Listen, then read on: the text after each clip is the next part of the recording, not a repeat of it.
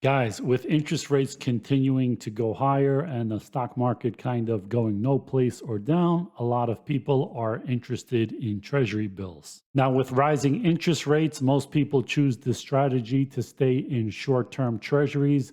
That way, when interest rates go higher, their treasuries mature and they can buy treasuries in the next higher yielding treasury. Now, to do that, you can buy brand new treasuries in treasury auctions, or you can buy treasuries on the secondary market, but that is not always so easy, and you have to keep rolling it over when they mature. So, is there another solution? Of course, there is. There is Treasury ETFs. And so, I'm going to look at two popular short term Treasury ETFs, see what's in them, see what they yield, and see how they compare to individual treasuries that you can buy today. So let's take a look. So the first ETF is symbol BIL, and that is the Spider Bloomberg 1 to 3 month T-bill ETF. And so this is from State Street Global Advisors, the same people that have the SPY ETF, the S&P 500, and all the sector ETFs like XLE, XLU, XLI, all of that. And you see this ETF has about $27 billion under management and a gross expense ratio of 0.1354. And so this ETF tries to get the same yield and performance of the Bloomberg 1 to 3 month US Treasury Bill Index. And so it is filled with treasuries with maturities between 1 and 3 months. In other words, a bond that has like 3 months left to maturity is way less sensitive to interest rates rising than a bond that has 10 or 20 or 30 years. And so they buy bonds that have at least 1 month and less than 3 months to maturity, and they hold them until maturity. And so you see this whole ETF only holds 19 treasuries, and the average maturity in years is 0.14, so about 1/7 of a year in maturity. So a little more than like a month and a half, let's say. And so average yield to worst and average yield to maturity are the same because this is only for callable bonds. And so this doesn't come into play here. And the 30-day SEC yield is only 4.35%. And so this is an annualized yield that is calculated by dividing the net investment income earned by the fund over the most recent 30-day period by the current maximum offering price. In other words, they look at the last payout that this ETF gave and assume that it is going forward for the next year based on the current price today. And you see the performance for this over a 10-year or 5-year or since their inception in 2007 has been around 0.5% a year. And they trail the Bloomberg index most of the time. But nobody was really interested in this compared to stocks in the last 10 or so years because it's been paying nothing. Now that it is up to the 4.5% range, people are starting to consider this as an option over stocks. And so you can download a list of their actual holdings, and you see it's all Treasury bills. And it's from maturities as close as April 11th going out to May 9th of 2023. Now, one thing to notice, though, is that these are all Treasury bills, right? So you can buy any of these and put all your money into any one of these and be just as safe and diversified. It's not the same thing as like a stock ETF where they buy 100 different stocks just so they diversify. Because buying one Treasury bill or 100 Treasury bills is all the same risk, meaning risk-free from the US government. If the government defaults on one, they'll default on all. So having more of them doesn't really help you diversify your risk at all. But again, these are considered risk-free.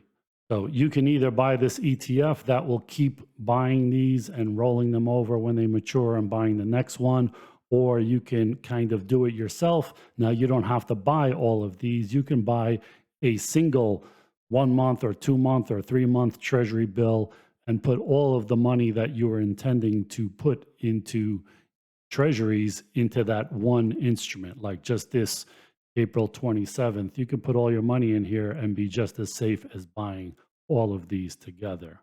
So, of course, you pay for convenience. You're getting this yield 4.35% after the expenses of the ETF. And after I look at the second ETF, I'm going to compare what you can buy in treasuries right now if you buy individual treasuries in the secondary market. And so the second short-term treasury is SGOV, and that's by iShares by BlackRock. It has an expense ratio of 0.12, but a net expense ratio of 0.05. I'll talk about that in a second. And this ETF has about $8.5 billion of treasuries in it. The 30-day SEC yield is a little bit better than the BIL ETF at 4.45. And the effective duration is 0.1 versus 0.14 for the BIL ETF. So it has a little bit shorter duration, meaning the treasuries it holds are even a little bit more short term than the BIL ETF. Doesn't really make a difference in terms of sensitivity to interest rate. Of course, you got this nonsense ESG quality score BS that you should just completely ignore. And so this is interesting. Management fee is 0.12%, but the expense ratio is 0.05 because of fee waivers of 0.07%. And here it says that BlackRock had agreed to waive a portion of its management fees through January 30, 2023. Now, I'm sure they did that because when treasuries were yielding almost nothing, paying 0.12% is a lot to pay when you're not getting any interest. But now that that has changed, they will be phasing this out. So it will go back to 0.12%. So similar to BIL ETF. And so if you go down and look at their holdings and sort by maturities, it goes out as far as June 08 and as close as today or March 9th or March 14th. So you can buy those short-term treasury ETFs, or you can buy actual treasuries like here in the secondary market. And so these are the ones that are 3 months or less, and they're yielding as high as 5.1%. Now, not all of them are. Let's take a look at what they're yielding for different maturities.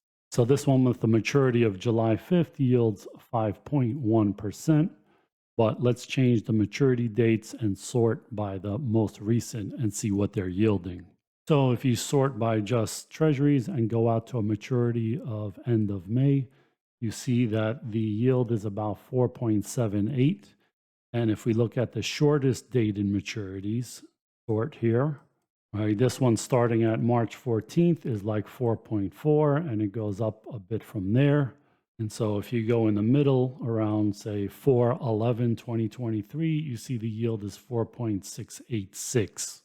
So this is about approximately 0.3% better yield than kind of the average of the Treasury Bill ETFs. But you might have bought this one 3 months ago and are yielding 4.4, where now some newer ones are yielding higher. So that is what the bond ETF kind of does. It just keeps adding them as they mature and buying new ones at hopefully the higher rate. Now, one thing to think about when buying treasuries over stocks is if you ask somebody today, what is the S&P return per year on average? People say about 8%. I remember reading my Fortune magazines back in the 90s saying that the S&P returned 14% year over year over the long term. And then we had the internet bubble and a lot of dead money for a long time. So now, if you look at the 10-year here on the SPY ETF, it says that in 10 years it returned 12.68%. But if you go out to its inception in 1993, it's now saying it returned 9.85%. And if you go out even farther than that and look at the returns, it might be higher or lower depending on the period you start and the period you end at.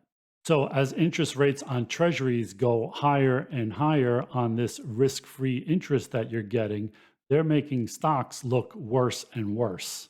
So for every 1 percentage point that treasuries go higher in yields, there is less and less people that are willing to put their money in stocks over the risk-free treasuries. And so as of today, the treasury yields are implying that the terminal Fed rate is going to be about 5.6%. Now, that's pretty high. And if it gets higher, like say 6% in a few months, that's going to look awfully good compared to, say, so called long term 8% or so returns on the S&P 500. So it's something to think about when you're trying to consider if you should put your money in bonds and wait out what's going on in the stock market, or start to put money in the stock market and take on that risk. As for these two Treasury ETFs, I think they are just about equally as good, I would say. And looking at their yields compared to buying a Treasury in the secondary market, they are almost comparable. So if you don't want to deal with having to see when Treasury auctions are and putting your bid for auction, or buying these Treasuries in the secondary market and then having to roll them over all the time, the Treasury Bill ETFs might be a good option. Now, if you're looking to put a lot of money in Treasuries, like $1 million over a year, that 0.3% difference adds up to about $3,000 in a year, which is, not bad. It's pretty good money. But if you have a lot less and you're looking to park some cash, then the ease and convenience of just continuing to put money into one of these Treasury ETFs might be an attractive option. Let me know in the comments if you think buying these Treasury ETFs are a better or more convenient option than buying them at auction or in the secondary market. Thanks for watching, guys.